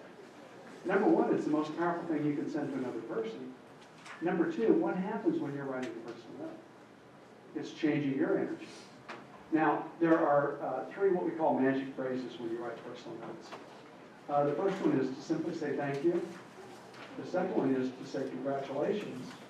And the third one is, I was just thinking of you, and very easy to write these personal notes. What does it cost to write 2 personal notes a day? It's insignificant. The cost of a stamp, the cost of the notes, maybe $1 a piece, something like that. What is the cost in time? I know how long it takes me to write 2 personal notes. It takes me the time it takes to brew a pot of coffee. My morning ritual is I wake up in the morning. What do I do before I get out of bed? I give thanks. I get out of bed, I go into the kitchen, I start a pot of coffee. We have a desk right there, the notes are there. I crank out a couple of personal notes, puts me in a great mood. I've made a difference for a couple of people. The coffee is done, I'm ready to get on with my day. Who is this young woman? Most of you know her. She's Ivanka Trump. Well, why do I have her picture up here? Well, it's interesting. Her father's fairly famous, Donald Trump. And my son had a chance to meet Donald Trump. My son is what's known as a sound supervisor, and he does most of television shows. For the last 3 years, he's done the Miss Universe pageant. And who owns the Miss Universe pageant? Donald Trump. So I said to Matt, I says, have you ever met Donald Trump? He says, well, I haven't really met him, but I've been in the same room with him. And I said, well, what's he like? Says, well, when he enters the room, he just kind of fills the room with himself, and he's really a personality. But the brains behind his organization, the one who's really calling the shots, is his daughter, Ivanka. She is sharp as a tack. I started reading up on her, and she's got a new book out now called Trump Card. Ivanka Trump graduated summa cum laude from the Wharton School of Business. And one of the things in her book that she says is the most powerful thing that she finds in building relationships is personal notes. She says, yes, I'm very adept at social media. I know how to use all the electronics. But there's nothing as powerful today as a personal note. Now, the reason I share that story is because many people feel that personal notes are old-fashioned. That's what the old people do. The young people are not into personal notes. I could do an entire session of young people in their 20s who are using personal notes to build businesses. So I would encourage you, the second habit each day, write your personal notes. The third one is to focus on your hot list. You pull out your hot list, take a look at it. Well, what's a hot list? Well, a hot list is a list of people who want to buy or sell. They know they want to buy or sell. They know they want to buy or sell with you, and they want to buy or sell soon. Typically within the next 30 to 90 days. So you pull out your hot list and you focus on that, because what you focus on expands. We learned this earlier on the mindset of how the particular formation of the brain works. What you focus on expands. So pull out your hot list and focus on it. This is an awareness test. How many passes does the team in white make?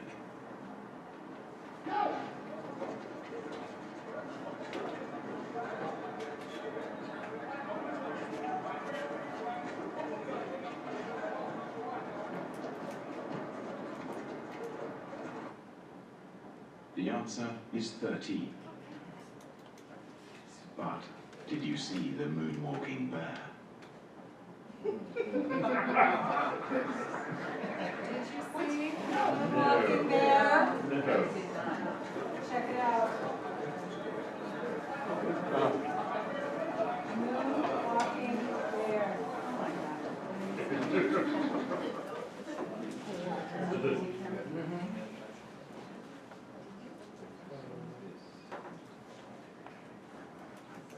So what you focus on expands. Let me ask you this. When you watch the video, when I show this video, I always ask, how many of you saw the moonwalking bear the first time? And virtually nobody did. And why is that? Well, because we were told to focus on the team in white and count the number of passes that the team in white makes. Then we rewind and we show the video a second time. We're told to focus on that there's a moonwalking bear in the video. And the second time, virtually everybody notices the moonwalking bear. Well, why didn't we see it the first time? Well, we were focused on the team in white. Well, what does the moonwalking bear represent? The moonwalking bear represents the contract that wants to be written. So you pull out your hot list and you focus on who can I write a contract with this week. What you focus on expands. The moonwalking bear represents the contract that wants to be written. What does the team in white represent? The team in white represents all the distractions of your daily life. It represents the swirl around you. It represents the phone calls, the emails, the meetings. All of the stuff that is important, but takes our eye off the ball. And what I notice is this. A lot of people spend their lives chasing the team in white and miss the contract that wants to be written. So pull out your hot list. Focus on your hot list every day. Success habit number 4 now is pull out your warm list. Well, what's a warm list? Well, a hot list is they want to buy or sell. They want to buy or sell from you. They know they want to buy or sell, and they want to buy or sell soon within the next 30 to 90 days. The difference is a warm list is they want to buy or sell. They don't know that they want to buy or sell, but you know they want to buy or sell, and they want to buy or sell within the next year. Well, how do you know that they want to buy or sell? Well, we have a little form that's in your materials called These People Probably Want to Buy or Sell. What we recommend is you take out your database, go through these questions, ask in your mind these questions about each person in your database. And what you'll discover is this list of questions are reasons for people to move. They're basically changes that are going on in people's lives. They've just had a baby. They've just had a child leave the nest. They've just been promoted. They have just had an illness. They have young children who are getting older, so the old floor plan doesn't work as well. They have a commute. These are reasons that are causing changes in people's lives, and what we know is a change in somebody's life will affect the real estate. I'm a member of Rotary, and we meet on Tuesdays. We sit in round tables of 10, and I'm sitting at Rotary one day with a friend of mine. His name's Russ, and I just said, hey, Russ, how's it going? And he lights up, and he says, Larry, I just got the promotion I've worked my entire career for. I'm going to be vice president of the western part of the United States. And I said, well, congratulations, Russ, it's great. And he says, the only downside is I have to work out of the Denver office. I said, well, how long is your commute? He says, well, it's about an hour each way. So in my head, I start to calculate an hour down, an hour back. That's 2 hours a day, 5 days a week, it's 10 hours a week. If he works 48 weeks a year, that's 480 hours a year. 480 hours a year divided by a 40-hour work week is 12 40-hour work weeks a year on I-25. And I say to myself, you know, Russ is in pain. He doesn't know he's in pain because he's euphoric about this promotion, but he's moving. And that day I put Russ on my warm list. I knew that he was going to move. I knew that commute was going to get to him, but he didn't know he was going to do it. And so every Tuesday, all I did was just check in on Russ's pain threshold. Remember, one day I said, hey, Russ, how's it going? He says, hey, Larry, how's the market? And I laughed, and I says, you mean the market in the Landings, which is where he lives? And he laughs. He says, yeah. I says, how's the commute? He says, it's killing me. I said, what do you want to do? He said, in the spring, when the school's out, we need to sell the house, move to Denver. Can you hook us up with a realtor down there? Help us get our house sold. We need to move the family to Denver. That day, Russ went from my warm list to my what? To the hot list. Okay? And that's how it works. Debbie Hanson is a realtor in our company in Loveland, Colorado. Amazing realtor. She was always one of these $125,000 to $150,000 a year producers. And one year she doubled her income. And she went from $125,000 to $250,000. And I had lunch with her to congratulate her, and I said, Debbie, what did you do that doubled your income in 1 year? She laughed and she says, Larry, I've worked here 9 years. I finally did that warm list you've been telling me about. Now, if you do your warm list, what you should end up with is if you take your database and go through and ask those questions on the sheet that we gave you, you should end up with about 20% of your database on a warm list. Debbie showed me her warm list, and she had 50 names on there. And I said, well, Debbie, you must have about 250 people in your database. She said, how did you know that? I said, well, I just know because that's the formula. That's about how it works out. She said, well, I have about 260. And she had about 50 on her warm list. I said, what are these check marks? She had 32 check marks. She says, those are the people who bought this year. She says, it's amazing. What you focus on expands. So what are the key takeaways from this session? Number one, excellence is a habit. What are we doing on a daily basis that drives our business and drives our lives? Habit number one is to start each day with your daily gratitudes. Habit number two is to write 2 personal notes every day. Habit number 3 is to review your hot list, because your hot list is where your business is. Be careful about getting caught up chasing the team in white, spending the whole day chasing the team in white. You come home exhausted and you haven't produced any income. That can happen. It won't happen if you review your hot list every day. And then habit number 4, create a warm list and review your warm list every day. If you do these 4 habits, you'll dramatically increase your income per hour. If you have any questions about ninja selling, please go to our website, ninjaselling.com. I want to thank you for your commitment to these 4 sessions on the Ninja Path that are offered to you by the Leading RE Institute. I hope you got something out of it, and hopefully it'll help you increase your income per hour. Thank you. Okay. Anybody in here focused on the team in white? We did. Who's on the team in white? Okay. What's going on with this team in white? What are you doing? What are you doing, Willie? As far as You're not focused on Okay, the not dancing focused on- bear? Okay, okay. What's the dancing bear, guys? Contract. The contract. Yeah. What's the dancing bear? So what do you Yeah, focus sure, on? sure. Things that don't, you know, that don't get me the contract. I mean, Okay. people calling, just the daily things that happen. Right. Like an unexpected phone call to somebody. Yeah, yeah, yeah. How are we getting jacked off our track? Who's jacking our swag, right? Contract that's going on for 4 months. Right? How did we get there? How did we get there? Early occupancy is how we got there. Okay, never mind, I'm done. Okay. Okay, excellence is a habit. Wow. So we don't have to be fantastic, we just have to have good habits. Okay, I can buy in there. I love that. Excellence is a habit you can cultivate, something you can do every day. So I think you need to know this number. This is actually really, really telling. 260 people in your database should equal $250,000 of income per year.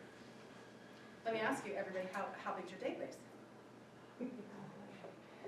Luann is chuckling and diving under the table. Okay, you don't think I'm going to call on you? Okay. I'm sorry, what is a database? What's a What is that? What's a database? Imagine the Giving you an explosion. Imagine the explosion that just went off in my head, Kate. Right, that was mine by birth. Yeah, right, that's okay. So. Let's go really well. Yeah. How many people are in your database? How big of a deal is, if I have one thing to tell anybody in this business, it's always start with your database, and when you're having lags in your business, go back to your database. And then if you can't do that, jack somebody else's database. Oh, you think I'm kidding? Yeah, I'm not kidding. Okay. What's that? What's that? Some people just live, yeah. Some people, who in here is contacting their previous clients on a regular basis? I have 1 or 2 people in here, who are 4 people in here, 5, 6 people, 7 people in here are contacting their clients on a regular basis. Does once a year count as regular? No, it does not. No, it does not. That would be a negative. Okay, so Mr. Reed. what does that consist of? I mean, I send out a newsletter. Okay, Okay. And how often? Once a month. Once a month? I don't have to do anything, so Perfect. it's not me, hey, how are you doing, Okay. or. But how could you increase your threshold and how could you increase the yield of your database probably 100 times more? How could I? How could you calling? Well, yeah. Or sending a personal Sending a note? personal note. Or sending a personal note or calling? Is that Okay, the and open if, houses? yep, and if you don't want to talk to people, who in here does not want to talk to people besides me? I want to, I- you act like I'm not even kidding, I don't want to talk to people, okay? Here's some magic verbiage for you, ready? I'm in between appointments, I just have a minute, I was just thinking about you. Shut up. Oh, right, I'm in between appointments, which means what? I'm telling you right now. I have lots of business. I'm busy. And I don't have a lot of time to talk to you. Okay, so I'm so sorry. I'm gonna have to cut this short. Okay, did you really want to talk to me about Skippy at the veterinarians and how they didn't, yeah, oh my gosh, I'm gonna have to cut this short. I'm in between appointments. Yeah, I'm in between appointments. I was just thinking about you. Shut up. Magic happens there. Okay, because what will they start doing? Talking. You know, I'm going to be honest with you, it cracks me up. It even cracks me up when she does it to me. I have a sister, some of you know who she is. When people call her up and start talking to her, guess what she does? She puts the phone down and she just lets them talk. Sometimes she's doing it to me and I know it. Pick it up. Yeah, I'm like, okay, I gotcha. Okay, but just puts the phone down and lets people. I do that with my dad. Do you do that with your dad? Just let him roll. My dad's one of those who calls and like, even though we don't live in the same state anymore, he's like, so there was this great sale at Albertsons the other day. I'm like, and speakerphone. Yeah. And get on with my life. Right? So how amazing is that? I'm in between appointments. What does that do for you? That's time limit, just time limit. Also tells them that you're one darn busy with. Right? I'm a corporate athlete. I'm in between appointments. I was just thinking about you. I've got a few minutes. Let you talk. People don't like silence. People don't like silence, and they will fill in voids. You know, that's why silence is so important when you're negotiating, right? Yeah, we can talk about that for days. Who does personal notes? Anybody in here do personal notes? Okay, doing personal notes. Anybody in here doing 2 a day? 2 a day is really, really hot. If you can get into the habit, but how do you like that, knowing it just takes you about the time it takes to brew a cup of coffee? So how long does it take you, Missy, to do two personal notes? Oh, probably 2 minutes. A couple minutes, okay. And can I tell you what's even more magical? How much does it cost you? I buy the dollar. Bless you. Bless you. Bless you, bless you. Stamp. Yeah, Just- I buy the The pack cards of are dollar thank you cards at the We dollar. have the thank The you cards cards here. are here. Yeah. Say it one more time, Missy. We have the cards up here on the, Yeah, production. Production. We have the card and the envelope. Yeah. What do you need to provide? Stamp. A stamp. Stamp. And the note. And the nose. Whoops, just thinking of you. Whoops. I like the ones that I bought just because I love them. You think, oh, perfect, I love it. And you're getting 6 for $1, right? Or Yeah, 8. 8 for $1. What? And I write on my envelopes too. Okay. Okay. Do you want to know how you, anytime you have to send a letter, do you want to know how you can increase the response to any letter you write by about 50%? Especially if you're going to do like a mass mail out. If you handwrite on those letters, you will get a 50% more return. And I don't mean signature, I mean handwriting some little blurb on there. I handwrite their address. Perfect, perfect. People will open, what's that? like handwriting address. I feel like when I get mail like that, I feel like you know me, so I open it. Right. And if it's pre-printed on there, I usually open, see it's, and I toss it. Right.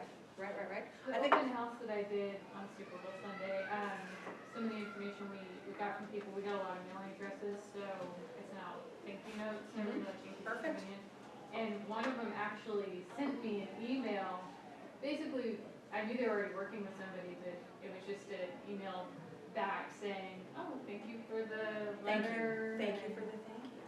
Yeah. Right? Nobody does that anymore. What could be your point of differentiation? That personal contact. And by the way, if you really do want to get deep with people, which is our job as realtors, we have to get more personal with them. How do we get a little bit more personal? You ask questions, do something handwritten, do something thoughtful. I mean, how easy is that? Because people care about themselves. Right? Our Yes, body- they do. People care about Our themselves. body language when we're talking to people, smile, Lean forward, look them in the eye, put down your crackberry. Put down the phone, okay? Right? Who has a hot list? Who's got a hot list? Okay, how many people are on your hot list? Not enough. Not enough. How many? You need to have more? Me too. How about warm list? This is probably one of the biggest game changers. If you are not doing this right now, all you need to do is go through your sphere and think about people. You know people. There are people in this room who are in this position. Okay? Who is thinking about, in some short period of time, let's say less than a year, of perhaps changing your living situation? Anybody in here changing your living situation? But you're in the perfect house. She's in the perfect house and she wants to jack that swag. Now I'm looking for the perfect mortgage. Yeah. Oh, there's a budget. Are you willing to share with everybody what your new focus is? What's your new Well, we're about, 4 years from retirement, it's time to stash the cash. And so you're looking at your perfect house and you're thinking, gosh, I could live. Yeah, there's somebody else's perfect house, so I'll give you a lot of money for it. Which one of us is gonna fight her for it? It might be me. It might be me. Okay. Who doesn't want to buy the house of a feng shui master? I mean, get real, come on. Think what amazing things can happen. Okay, but warm list. So how many people's hands were up that they were gonna change their living situation? There was quite a few of us, right? Quite a few of us are gonna change our living situation. So just imagine, and we're realtors, right? We're actually in the game. All right, Lisa, why do you want to change your living situation? Because my oldest son and his whole family moved in with me. So I immediately want to move out. Perfect. You act like I don't understand what you're talking about, babe. It's been a wonderful few months with my grandkids, but now I'm ready to. She's sweet. It's been a wonderful few months. The medication that they gave me is and I now need to move. Yeah. Okay, Viv, what about your living situation? What do you want to change? Well, I just want to change where I live. You want to change where you live? Do you want, okay, perfect. Wes, what about your living situation? Do you want to change? I'm okay. You're good? Oh, I'm sorry. Good. You're good? I thought you raised your hand. Who else was gonna, Terry, what are you gonna do with your living situation? I wanna, decided I'm not cut out for condo living, I wanna buy a house. Oh, that happens so often. How many people have we sold condos to who are not cut out for condo living right now? Even myself. Okay, how about that pain and pleasure? Doesn't that, now, he is amazing. That, I can't even tell you what kind of discipline that took. And I am probably not that girl, right? I probably would have been sitting at the table at the Rotary when the guy told me we got his perfect job. And I'd be like, dude, you need to sell your house, you need to sell your house right now, let's get it on the market. That's my mistake. Anybody else that would have done that too with me? Anybody? Terry, would you have done that with me, and you would have too? Sure. Okay, how much discipline does this dude have that he knew this guy was gonna, now see, I know, and so I'm just gonna like start blabbing at you that you're moving whether you like it or not. So, mistake 2, okay? But how amazing is it that that guy could sit there with that kind of discipline and be like, 2 hours a day, 5 days a week, 48 weeks a year, equals how many work weeks is he gonna be commuting? How many people do we know right now who are working in Wasilla I that, told my doctor that do not love that commute? Charles, did you have something? Yeah, I just love living once, I don't hate it. What's that? They love the house, but they can't find a job comparable to what they have. Exactly. I mean, there's and while And they they don't like the Toyota Prius. they don't like their car. I had to buy a Prius to do this stupid drive, and I am not rocking the Prius. In the ditch every other week. What's that? In the ditch every other week. Right. Oh, and I tell you what, it was reverse commuting yesterday. I was just looking at these people going, seriously? This is what you do on every, you do that every morning, but how long have you been doing it? No, okay, so zip it, sweetheart. Let's talk to you. Let's talk to you in a couple months. Let's talk to you in a couple months. You gotta see it when it snows. Yeah, right? It's about a third the speed. You're right, but I'm just saying, how much discipline did this gentleman have that he was able to ask him week over week over week over week, how are you doing? Not only was it the discipline, but it's the knowledge of the game and knowledge of knowing that I know what's gonna happen. I know what's gonna happen, you don't know, but I know. I know, yeah. Yes, ma'am. I have a little story. When I first got in real estate, I took this guy's applying for a job up here at the police department, but he wanted to live like out in Eagle River or Wasilla.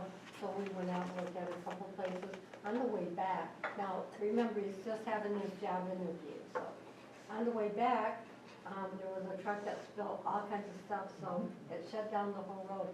So here I am, I just shut off the car. He goes, what are you doing? I said, you can't move.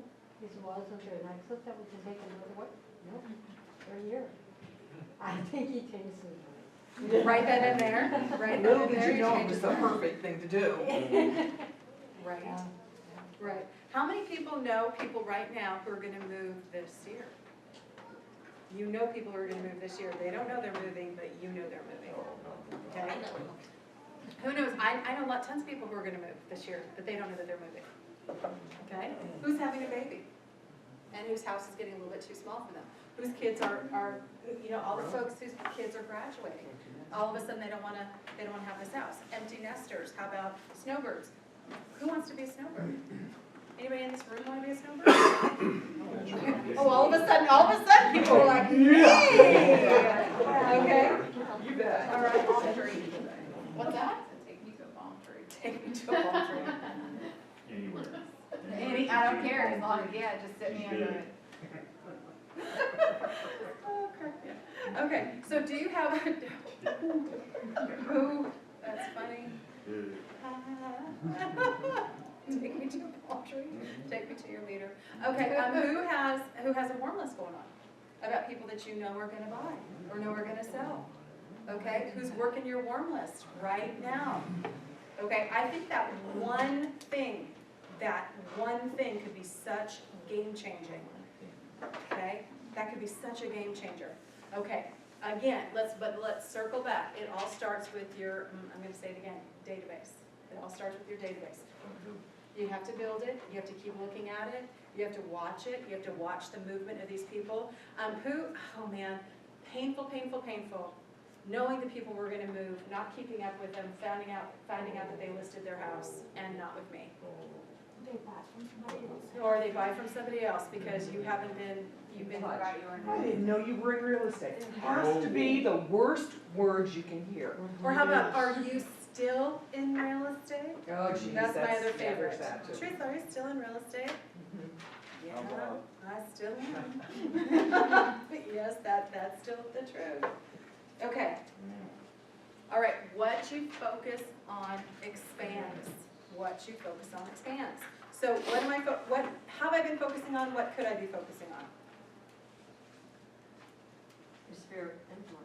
Your sphere, right? You have to focus on your This sphere. absolutely comes back to just, this is so rock bottom basic, I can't even get it to you, but I mean, he can put it into words that sometimes we can't.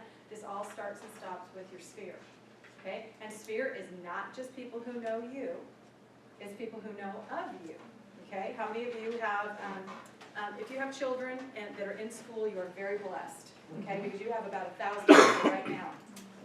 Immediate. And if you don't have kids, adopt one. No, I'm kidding. I got one. Sorry, Sam, with that. Okay. Yeah. Borrow a couple of mine, that's what I have to say. No, but what happens when you have kids in school? You have an immediate, about 1,000 family network drop shipped on you, all of a sudden. Now, who has grandchildren that are in school? Okay, immediately drop shipped, you now have about 1,000 families. Okay, who has a church? Okay, how many families are associated with your church? I mean, really, really, really start looking at who knows you, who knows you, who knows you. Okay, who knows of you? How many people have, like my mom has friends that I don't know that well, but they still know me through my mother. Okay, so I don't know them, but they know me. Isn't that interesting? How many people know of you through your significant other, your husbands, your wives, your kids, your friends, your parents, etc., etc., etc., your siblings. So start looking. Your sphere needs to go a lot deeper than you're going. Anyone in here not on classmates.com? Okay, you guys get on classmates.com. I'm telling you right now. That would be one of the smallest things, silliest small thing that you can do.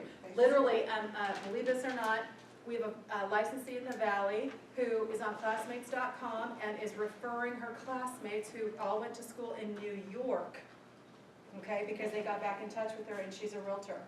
So guess what they're starting to ask her? Real estate questions. And guess what she's starting to do? Hooking them up with people in their market area. And believe it or not, 4 of her classmates moved to Alaska. I have a hard time believing that, but it's probably true. It's probably true, so I don't know, believe you. But 4 of them, I'm just having a hard time that 4 people from the same small town and moved to Alaska.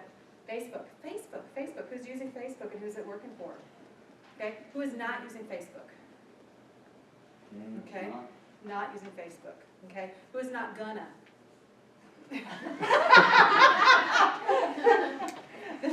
Okay, anybody in here using any other social media platforms? LinkedIn, that's awesome. LinkedIn is awesome, right? Okay, and are you using Twitter? Okay, how many people are using Twitter?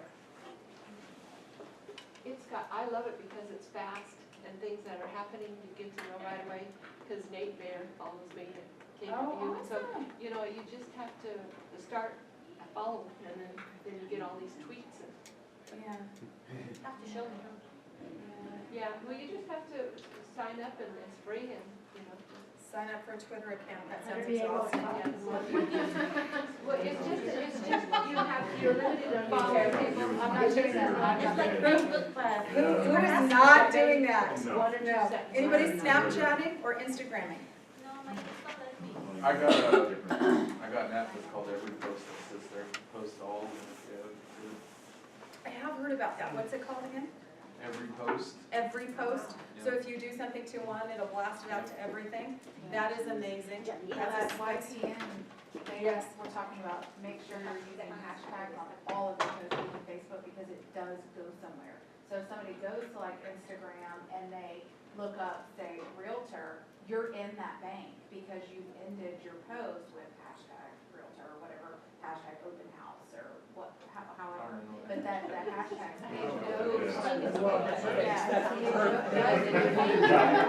So when somebody Googles it or whatever, you're in that hot. I think there's a thing. That's a dirty thing, so we're not doing it. Yeah, yeah. I I'm all like, Really? this thing hasn't, like. You know, I did that only not knowing what it was gonna do, but I thought, I'd seen people do that, younger people, and I thought, well, I think I'm just gonna add a hashtag of my stuff. Heck, I didn't know it was gonna go all over, but that's kinda cool. Yeah, I didn't know that The either. number sign, it's the number sign. What's that? It's like an explain, for your pictures. You write, you put the hashtags on it and you write something in it, and it's like links and everything. Okay. Sorry. Okay. It's the pound, so hashtag is actually the pound key for the rest of us. Okay. And then you're supposed to write something super clever and quippy. And 140 characters. or No, less. that's Twitter. No, you're just supposed to write after whatever you post, you're supposed to write something clever and quippy. Is that right? Yeah, like hashtag clever and quippy, that's Teresa. No. Sent. No, Teresa's sassy and classy. I like Viv better, you can come to the front of the room. Okay. All right, so. What'd she say? Wait a minute. Sassy and classy. Okay. Yeah. Yeah, buddy. Okay. All right, everybody. So, do I owe anything to anyone as far as materials? Does everyone have their stuff? You know, everyone knows that they can get on and rewatch these videos. You have absolute 100% access to this for one entire year. Anybody need to help getting online in order to access all your materials in your classes, please come see me, okay? And I will hook you up. Yes, sir? I got a quick question. Yeah. If we did it last year, did the access renew on it? We No. did it last year. No, of course not. This is America. But we do have $2 a gallon gas. Hashtag. Hashtag sassy and classy. Hashtag nothing's free. Okay. You were gonna tell us about your, Wasilla classes. Oh, absolutely. So here's what I'm doing, guys. If you would like to come up and join me in Wasilla on Wednesdays, starting at 9 a.m., I'm doing 3 hours of CE or post-licensing education. And then starting at noon to 2, I'm doing Ninja. And then from 2 to 4, I'm doing another 2 hours of CE. So you can get 5 hours of CE per day on Wednesdays if you would like to drive to Wasilla. It's a lovely drive. Come join me. Are they electives or required? Elective. They're elective right now. Okay? How long before you start doing it here? We have been doing it here, but we'll start up doing electives every Thursday for a couple hours, just like we have. And then we'll build up to when it starts to get closer to renewal, and then we'll be doing the same kind of marathons we were doing previously. Yeah. Okay. Want to get mine out of the way now. Oh, good for you, okay? And then how many people are going outside and finding other free classes? Any other free classes you want to share? What have you done? The ethical decision-making class. Through realtors, okay? That was a good class. And by the way, has anyone in here not gone and done your ethical decision-making? Okay, because it is a requirement for realtors this year that you have to. They have some kind of benchmark that they have to meet, and you have to go to this class. Good news is it's going to give you 2 hours of DCE, and it's going to give you 2 hours of elective credit, so it's a win-win. But it is a, are you ready? Non-optional event. Okay? Even if you did it before, I had to go do it. I'm mama not happy. Okay? I teach the classes, I don't need to go. I'm good. Do you have to take the one that Realtors offers, or? Yes, it is the realtor. It is the realtor class. It is at the board, and it is for realtors. They have a, maybe somebody, is anybody in here kind of more hooked up with the board that can kind of explain it? They have a benchmark that they have to meet, that it doesn't matter how long you've been in the business, that you're going to retake your ethics training. And it's come down from National Association of Realtors. Is it a in-person class or an internet class? You can do either one, am I correct? You I can do it believe it's on online? realtor.com. I think that's realtor.com. I think that's what the last. But I would be careful because of online Actually, I thought it was, class. Now, I thought it was Kay that put it out, that when they had that one, I don't know. I Yeah, would was check it told I out. had to go to the- I think you have to go to the board because these are classes that are certified in Alaska. Right, this one was held at the BP building. Yes, Right. in the Energy Center. So Right. obviously, this is not a DCE class, this is. Well, if you're doing it nationally, it won't be a DCE class, that's what I'm trying to tell you. Because they would have to have certified it in Well, no, I mean, Alaska. if you were gonna do a DCE Correct, here, it has to be in Alaska. Has to. So if I just took mine in November, I'm okay though, right? I will double check with realtors. Okay, did you get 2 hours of elective and 2 hours of DCE? Okay, I would wanna check, okay? And then any other free electives that are coming out that anybody knows about? Because we always wanna look at free classes. Yes, sir? The classes, I don't know what the schedule is, and in fact, I don't even know for sure if they're still doing them. I assume that they do, because it's been a long time, but the classes that, the Alaska Home Craftsman. The Craftsman people, homes, they yeah. are- They are fabulous. Fantastic. every. And may I tell you, not only are they fantastic if you can get credit for them, Yeah. they're fantastic Oh, to you pick can. up, buyers and Yeah, sellers. the only your thing, electives, yeah, Yeah. that's great. the only thing that's kind of a drag is a schedule them in the evenings, typically from 7 to 9, which is not the best time in the world, but they are great classes. Absolutely. And these are all the energy efficiency classes. These are all the one-on-ones. You can learn just nothing about just windows. You can learn nothing about just furnaces, how to caulk and blah, blah, blah, blah, blah. But you have people in the classes that are actually coming there just to pick up the energy efficient upgrade material. And it's actually very fascinating. I would highly recommend them. And then it's Alaska Craftsman is who puts those on. And Dave, were they off of Spenard Roads, like not too far down from I Tap think where Root? the old post office used to be on Yes, Spinard. yes. I mean, if you lived here 1,000 years, you know where that is. Oh, 3400 Spenard Road, or 34, whatever. 3400 Yeah. Okay, there you go. So those are lovely, and they have a series of classes, guys. They have a series of classes every week. Okay? Alaska close too, I think they've got some. What's that? I think Alaska Housing also has some electives too. Absolutely. They usually 3 years. Absolutely, There's absolutely. things. Okay, you guys, we had a lovely time.